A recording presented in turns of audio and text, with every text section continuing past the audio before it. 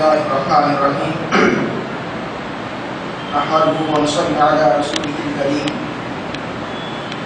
أما بعد أعوذ بالله من الشيطان الرجيم بسم الله الرحمن الرحيم اليوم أكملت لكم دينكم وأتممت عليكم نعمتي صدق الله العظيم. مجھے آپ حضرات کے سامنے کوئی لمبی چوڑی گفتگو نہیں کرنی ہے اور آپ طلباء نے جو کچھ بھی مواد تقریروں کی شکل میں پیش کیا مبارکبادی اگر دوں گا تو وہ آپ کا حق ہے، لیکن دے اس لیے نہیں رہا ہوں کہ کہیں آپ کسی کے اوپر اطمینان کر کے نہ بیٹھ جائیں.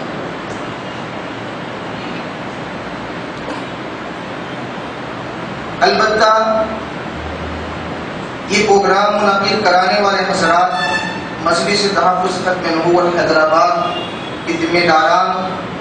واقعی قابل مبارکباد ہے جو انہوں نے ہم سب کے لیے ایک بنیاد کی حیثیت یعنی ایک ایسا پروگرام انہوں نے منعقد کروایا جو یقیناً بہت ہی کامیاب رہا، اور اگر اسی کو نمونہ بنا کر ملک کے مختلف صوبوں میں اگر ہم اسے اپنائیں گے، میں سمجھتا ہوں کہ ہمارے طلباء کا ذوق اور شوق اس سلسلے میں بڑھتا جائے گا. اور مدارس کی طرف سے جو بار بار ہمیں ایک شکایت سی ہو رہی ہے کہ توجہ نہیں دے پا رہے ہیں کہ وہاں کا اس موضوع کی طرف، یہ شکایت ختم ہو سکتی ہے. خیر، جیسا کہ ہمارے سید ایوب صاحب نے بیان کیا آپ کے سامنے، عموماً ہمارے طلباء نے پہلے موضوع کے سلسلے میں جو تقاریر پیش کی وہ ختم نبوت اور اجراء نبوت کے عنوان سے تھی. جیسا کہ حضرت نے بیان کیا، اصل موضوع ہمارا یہی ہونا چاہیے کہ خاتم النبیین رسول اکرم صلی اللہ علیہ وسلم ہیں یا بقول تمہارے مرزا غلام احمد ہے. اصل موضوع تو یہی ہے. اجراء نبوت کا لفظ تو ایک دھوکہ ہے، اس لیے کہ خود مرزا کی عبارت ہے کہ میں خدا کی آخری راہ ہوں، میں خدا کی آخری راہ ہوں. اور اپنے تخت کا نزول، بہت سارے تخت اترے، اخیر میں اس کا تخت اترا، اور بھی بہت ساری ایسی عبارتیں موجود ہیں جس سے واضح طور پر یہ سمجھ میں آتا ہے کہ مرزا ختم نبوت کا قائل تھا، لیکن اس منصب کا حقدار اپنے آپ کو سمجھتا تھا. جبکہ مسلمان ختم نبوت کا منصب رسول اکرم صلی اللہ علیہ وسلم کو مفوض کیے ہوئے ہیں، تو اصل جھگڑا تو اس بات کے اوپر ہے. اس لیے اجراء نبوت کی بحث میں ہمیں نہیں پڑنا ہے. دوسری بات اس سلسلے میں یہ یاد رکھیں کہ اگر کبھی اجراء نبوت کی بحث کرنے کی ضرورت پڑ بھی جائے تو آپ ایک دم سے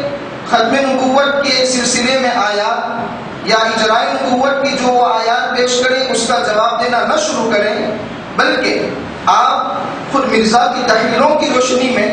مرزا بشیر الدین کی تحریر کی روشنی میں آپ ان سے اس بات کو منوائیں کہ تمہارا عقیدہ یہ ہے کہ نبوت کی دو قسمیں ہیں، ایک نبوت تشریعی اور دوسری نبوت غیر تشریعی. پھر نبوت غیر تشریعی کی دو قسمیں ہیں، ایک نبوت غیر تشریعی بالواسطہ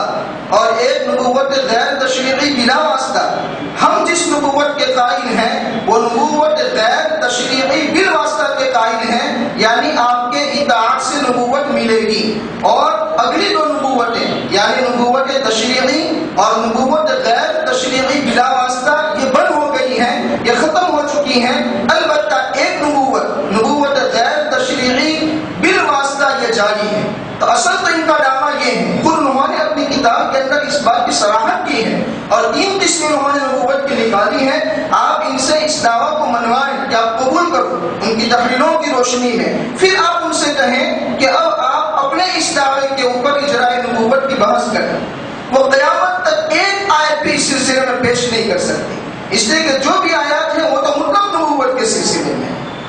تو ایک ضروری بات تھی اس سلسلے میں. دوسرا موضوع جو رہا حیات عیسیٰ اور وفات عیسیٰ، جیسا کہ حضرت نے آپ کے سامنے بات واضح کر دی کہ بحث یہ نہیں ہونی چاہیے حیات اور وفات کی، بلکہ بحث اگر کرنے کی ضرورت پیش بھی آئے تو بحث یہ ہونی چاہیے کہ رفع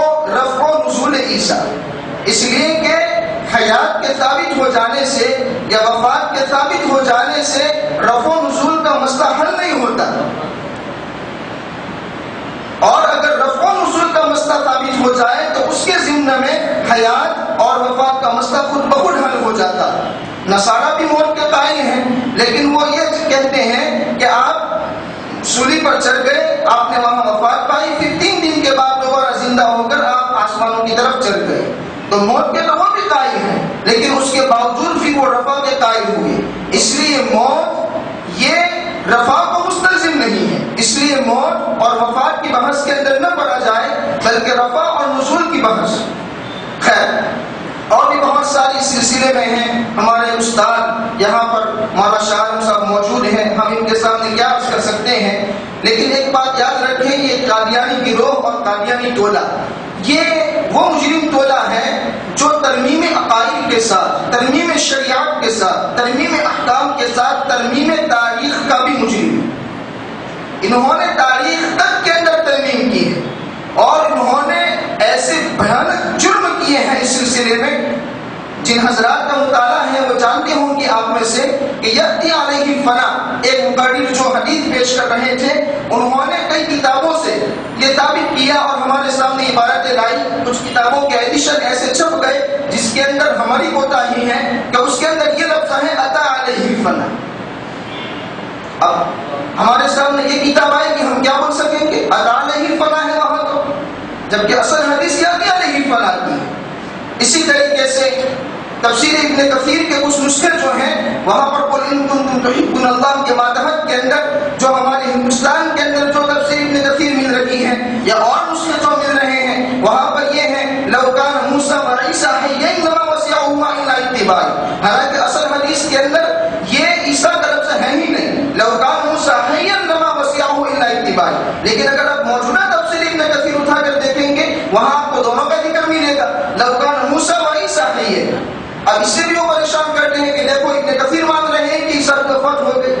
اسی طریقے سے مصر کے کچھ فقرے ہیں علامہ شلتوت کے، وہ اس کو بھی پیش کرتے ہیں، کہتے ہیں کہ دیکھو یہ مصر جامعہ ازہر جو بڑی یونیورسٹی ہے وہاں سے فتویٰ چھپا ہے اور وہ وفات عیسیٰ کے قائل تھے۔ اور کچھ اور تحقیق جو کچھ انگریزوں نے کی ہے، اور ایک کرتا وہ لوگ تلاش کر کے لائے ہیں اور کہتے ہیں کہ 2000 سال پرانا یہ کرتا ہے اور اس کرتے کے اوپر خون کے دھبے ملے ہیں، اور جب اس کا کیمیاوی تجزیہ کیا گیا تو وہ حضرت عیسیٰ علیہ السلام کا خون اس کے اوپر ثابت ہوا، تو یہ وہ کرتا ہے جس کے اوپر حضرت عیسیٰ کو صلیب پر چلایا گیا تھا۔ تو اس سے بھی ایسی بہت ساری تاریخی چیزیں ترمیم کر کے تحریف کر کے وہ ہمارے سامنے لانے کی کوشش کرتے ہیں، اور جو اس میدان کا آزمودہ نہیں ہوتا بیچارہ ہکا بکا رہ جاتا ہے کہ وہ اب کیا بولے گا اس کے جواب کے اندر۔ اس لیے میں پھر دوبارہ یہی کہتا ہوں کہ آپ نے جو کچھ تیاریاں کی آپ اس کے اوپر اطمینان کر کے نہ بیٹھیں، بلکہ اس میدان سے اور زیادہ آگے بڑھنے کی کوشش کریں۔ اللہ رب العزت ہم سب کو اس کام کے لیے رسول اکرم صلی اللہ علیہ وسلم کا فدائی اور شہدائی بنا کر قبول فرمائیں۔ آمین وآخر دعوانا الحمدللہ رب العالمین۔ جزاک اللہ خیرا۔ اب میں